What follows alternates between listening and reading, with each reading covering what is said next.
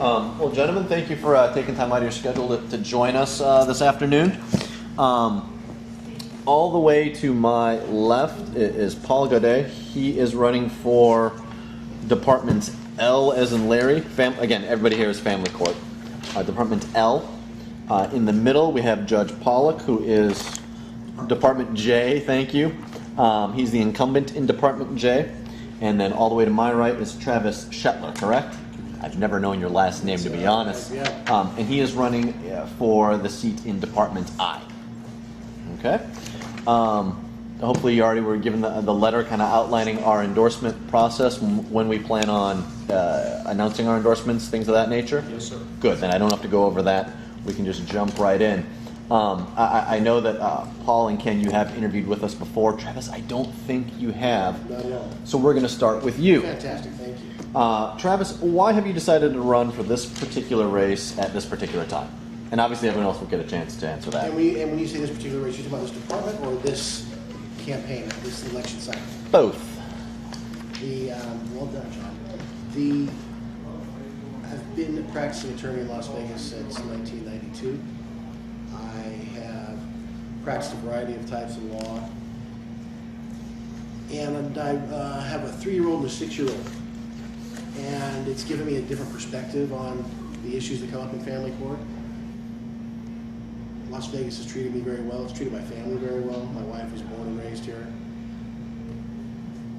It's time to try and give something back to the community in a different way than the avenues I currently move through. And I think that in this particular campaign, this particular election cycle, that because of the change and the fact that everybody has to, all the departments were up, that it seemed like time to take some action and not just talk about it, if that makes sense. Certainly. And Paul, we'll go to you next. And I apologize, you've already answered this question, and we haven't recorded. So, actually, no, we didn't record those. I don't think your prelim was recorded. I think it was, but I'll be glad to answer it again. Well, answer it again, and better be word for word the same. Well, I don't know about that. Paraphrase.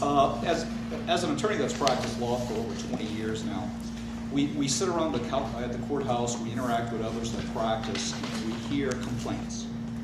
Complaints about the system, complaints about departments, complaints about judges. I, too, have practiced for 22 years, and I've been fortunate. Las Vegas has been very, very good to my family and I. I've reached a point in my life, personally and professionally, where I believe it's a burden on me now to give something back to our community.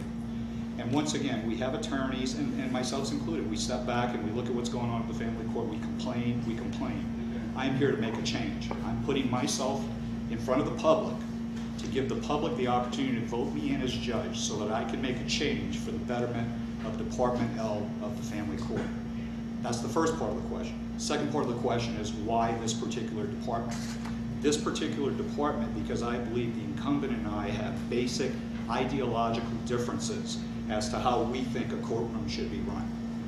I'm a trained trial attorney. In 22 years of practice in law, I would guesstimate I've tried between 500 and 700 cases.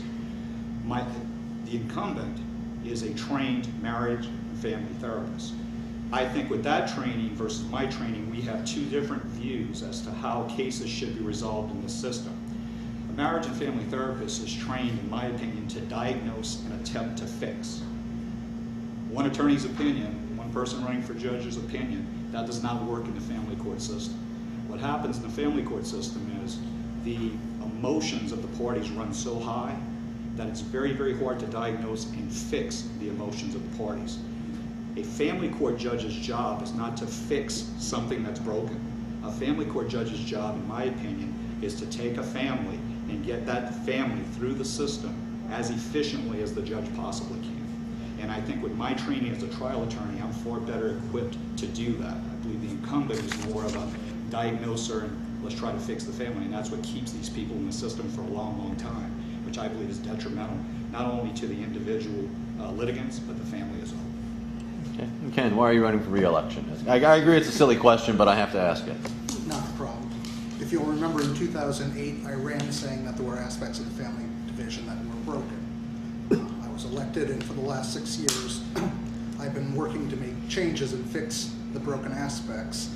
And in doing so, I've made a lot of progress so far. When I started, I had a caseload, I inherited a caseload of about 1,100 cases. It was just recently as low as 413 cases. So we've been working through the backlog and getting people through the system. And the reason for re-election is the work isn't done.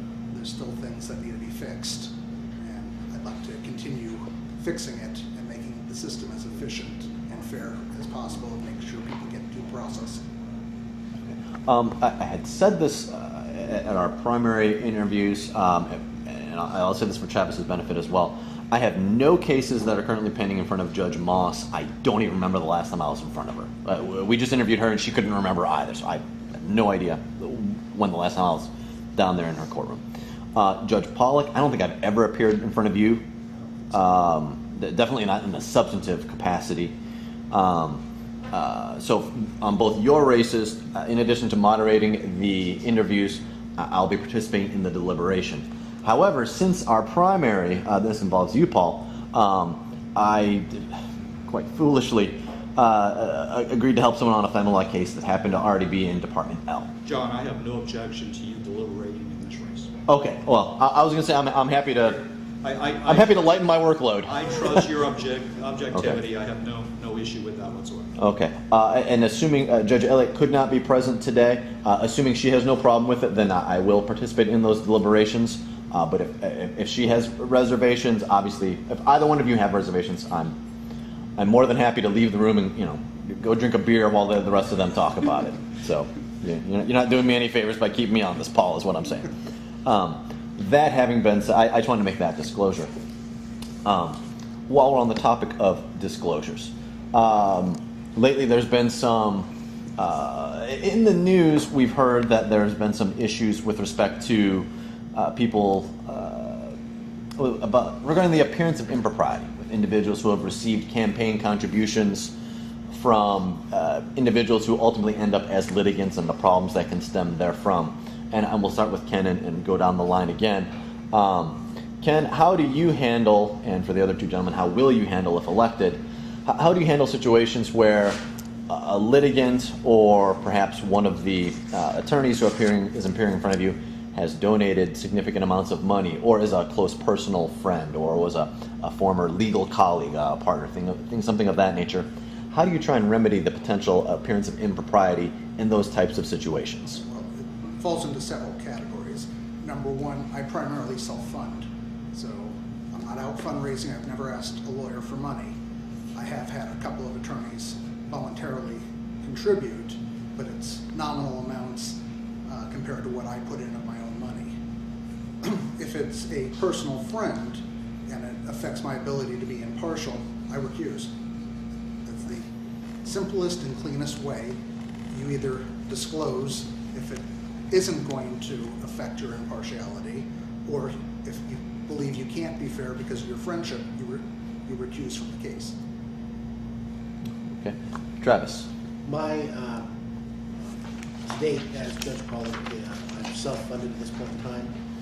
That may well change. It is a vexing problem with traditional elections, and it's part of our history in this town. I've talked to other candidates about this, I've talked to incumbents about this and how they handle it. When it comes to the money issue, it's impossible to not remember where funds came from. Certainly significant funds, as you mentioned. The funds don't buy you access, the funds don't guarantee any outcome. All you would get in that case is the same thing you would get in any case, which is careful attention to the facts, the details, and a decision based on the current state of the law. If there is any, I think in our system, because we've been a small town for a long time, at least in the areas where people live their lives day to day, you see the same people at the store, you see the same people at the court, you talk to the same lawyers all the time. I think our judges have had a tendency in the past to maybe not recuse when the appearance of impropriety was there, because it's just how business has always been done. We're a bigger city now, and we need to be more cognizant of that issue. And I think that if there's any question, it's just easier to step aside. You don't want to make more work for your colleagues but I think everybody working together, it would be a similar goal. Paul? I see your question involving three aspects. The first aspect being financial contributions, the next aspect being partnership, next aspect being personal relationship with attorneys. I'm going to take them one at a time. From a financial perspective, and I'm sure, John, you've read the Supreme Court cases on this, I sort of disagree with the Supreme Court. I think the way to resolve the financial issue is absolute disclosure to the parties and the attorneys at the time the case comes before the judge. I think if there is disclosure, you take away the look of impropriety and you give some deference to the parties and their attorneys to be able to make decisions. With regards to partnership, I've been a sole practitioner since the day I started practicing law here in Nevada. I've never had a partner in any way, shape, or form besides on my office building. I do have a partner who's a fellow attorney. But as far as partnerships, I have no partnerships with any other attorney, so that will never be an issue in my court. With regards to friendships, I think our legal community has grown such in the last 10 to 15 years. When I got here in 1991, 1992, almost everyone knew everyone that was down at the courthouse. I gotta be honest, I walk in the courthouse now on a given Thursday morning at 9 o'clock. I see 100 attorneys. I may know a small percentage of them. The attorneys here in town have grown that large. I can't tell you that I have any attorneys that I would consider such personal friends that it would adversely affect my ability to be impartial in hearing the facts of a case. By the same token, if someone were to raise the appearance of impropriety, I would address it. I would disclose whatever relationship I had. The answer to the first question, the second question, in my opinion, is disclosure. The judge has to make disclosure from the bench. Well, Paul, you had brought up, the issue of potentially having friends representing individuals, and how that may be a problem, but in all probability would not be. But anywhere between 50 to 60% of cases in family court, we're not dealing with attorneys representing individuals, we're dealing with pro pers. What ideas do you have to make the rather imposing family court process as a whole a little more easier to digest for these pro pers to expedite their cases through the system, or at least make that less than pleasant journey a little more acceptable? My primary thought on that is getting the parties, and when I say the parties, now I'm assuming there's two unrepresented, getting any party that is unrepresented before the court as quickly as possible. See, that's one of the problems. Quite often a person representing himself or herself does not understand, a lot of attorneys don't understand the process of concluding a case. So if we could get... We good? Okay, Paul, and I'm sorry, no, we ran out of memory on the other card. I will let you continue with your response. If I'm elected, my department will implement a process where people are brought before the court very early on in the proceeding so that I can sit, particularly with an unrepresented person, and get an understanding as to what the issues are, explain the process to get the case to conclusion. Once again, not give legal advice, because in my opinion, judges should not be providing legal advice from the bench, but explain the process so that pro per person has an understanding as to what needs to be facilitated in order to get from point A to point B, because that's a big problem, getting them from point A to point B, which is the final result of the case. Okay. And again, I apologize for the interruption there. Ken, you've been given plenty of time to think about your response. How do you deal with pro pers, and what ideas do you have to expedite the process for those individuals? Well, we can start with different types of cases. So let's talk about the cases where there's a child custody issue. As soon as the answer is filed, one of the first things my department does is we send the parties to mediation before any motions are filed. As soon as that answer is filed, they're off to mediation to see if between them, the two parents, they can come up with a solution to the child custody issue, take away the litigation per se, the hostility, the position staking. So that's the first thing. Then we automatically set a 16.2 conference, which is a case management conference. At the case management conference, we go through and see what issues exist and what issues can we resolve. Because sometimes they may be able to resolve the financial issues and it's just going to be a child custody issue. Or they may be able to resolve the house but not the pension. Whatever it is, we try to take things off the table. Every time I see them, we try to narrow the issues. So when we go to trial, it's only a couple of issues at most. Also, at every conference, anytime I see the parties, I let them know what hasn't been done yet, whether it's a financial disclosure form, or if they're going to trial, okay, this is what you have to do when you have to submit your witness list, your pretrial memorandums, this is when you have to deposit your exhibits, and these are the important rules that you need to read and follow, because I do enforce the rules. But I don't just, oh, you missed this, too bad, so sad. I always let them know ahead of time what's coming up, what they have to do. Okay. Travis? Thank you. I think that what's critical in our system is that the people who most need legal representation rarely have access to that legal representation. And we don't have a mechanism in family court to provide that representation to people. We have some resources in Southern Nevada that help people get there, but the fact is most people, you end up with individuals representing themselves on, quite frankly, probably the most important issues that they're going to come up in their lives. Their children, if they're fortunate enough to still have retirement, their homes, these issues, just getting through to see their children sometimes. It's an imposing system, it's a scary system, and people are emotional about it. They can't help but be emotional, they don't understand the rules. I agree, I don't believe a judge can give legal advice. That's not what a judge's role is. And a judge's role is to do exactly what Judge Pollack has done, to move cases to resolution. People need resolution. The problem is people want to come in, and I found this from very early in my career. I sat as a pro tem judicial referee in small claims court, and people want to talk about the issues that are important to them, but they may have absolutely nothing to do with resolving their case. And you've got to make sure that I think, just to state, you've got to make sure these are the things where we have to handle these things, we have to resolve these questions. It's not the judge's job to tell you what the law is on those factors. It's simply to say, this is where we've got to get to, and we need something in place. We run a lot of cases through that building, and people are in desperate times in that building. There's a program in Washington County right now where they're trying to integrate the variety of different services that are provided by different courts around the town and do all of them within one courtroom.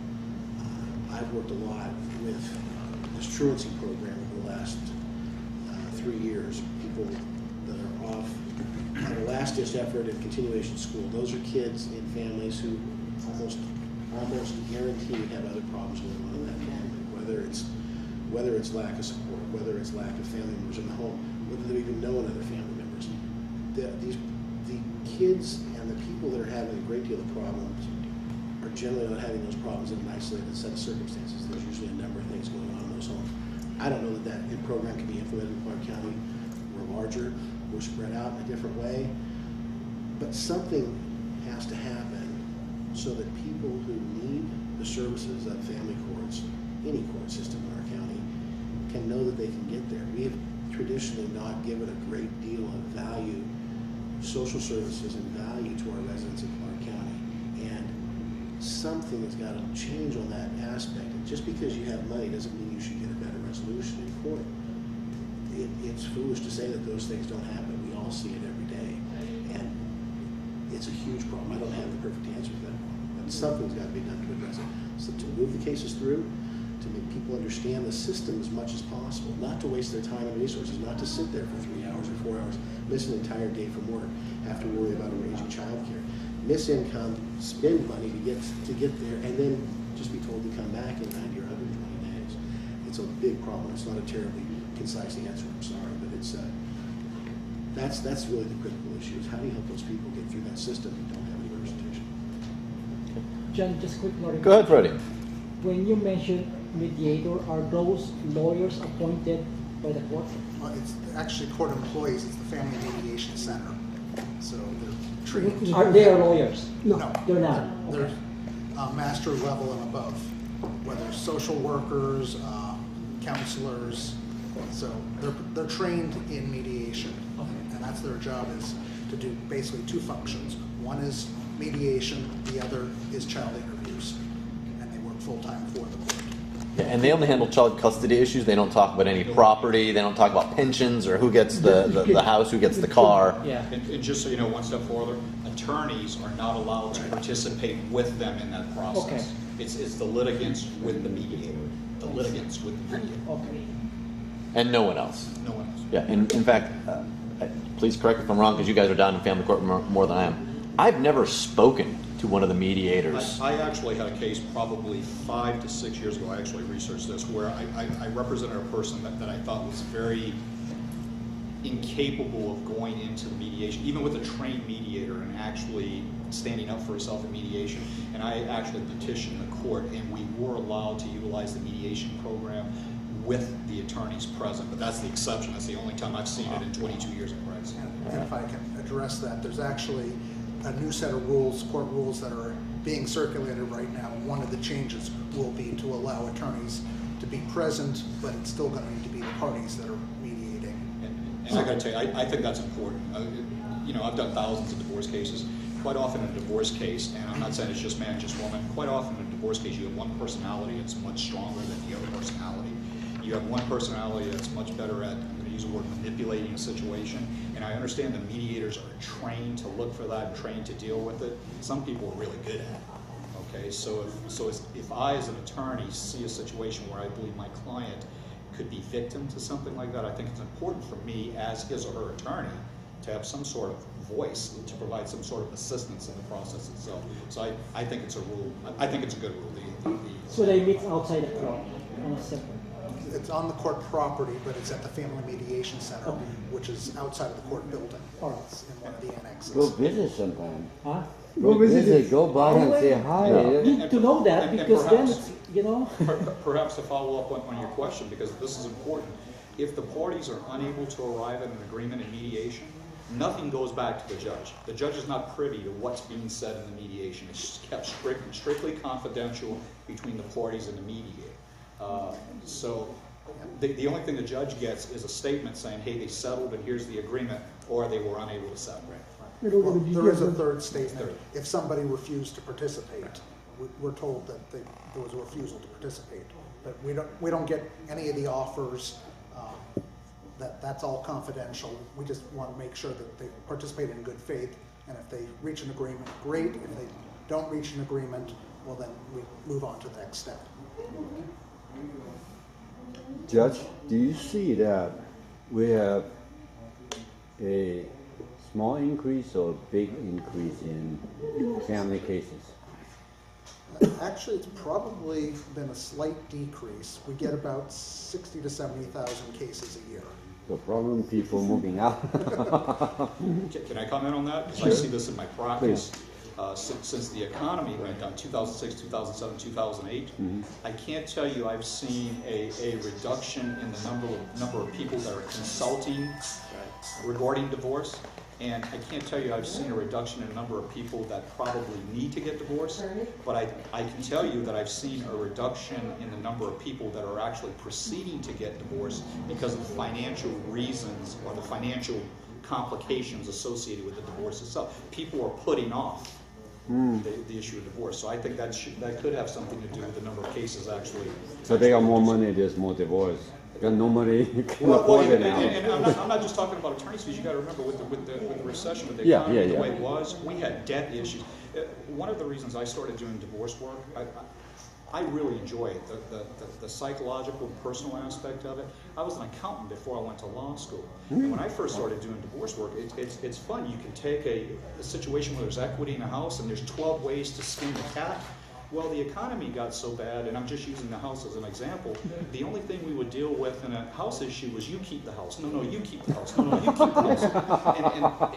house. So it was very little. And that was a factor of the economy. Now the economy is getting a little bit better, so You you're deal with probably it going to see the yourself. number of cases increase. Yeah. Also, isn't there less marriages now compared to there's more live-in partners? Either, I all haven't- sexes? Sure, I haven't read any. I haven't read any statistics on that. I don't know. I haven't read anything to indicate that. Especially that the less people- millennial generation, they don't want anything to do with The that. only demographics, if I may, the only demographics I'm aware of, and you might know more about this, Judge Pollack, is people in their 40s. I think in their late 30s and 40s, there are more people that are cohabitating as opposed Right, to marrying. I haven't seen that same thing come across anything I'm aware of on millennials at this point. And it's, in fact, I think it was surprising. I think where I read something recently where they were surprised that it wasn't more common with younger, but it doesn't seem to be. Our numbers seem to be about half of people get married still. I haven't seen any studies. And we have to also remember that, well, there may be a slight reduction in marriages. There's an increase in domestic partnerships. Right, that's what I said, Which, yeah. well, so domestic partnerships, the dissolution Right. also comes to court. Oh, So it's just a different case. Yeah. So you have then you have the cases of common law marriage, I guess, or no? No, In Nevada doesn't doesn't recognize California doesn't, I know.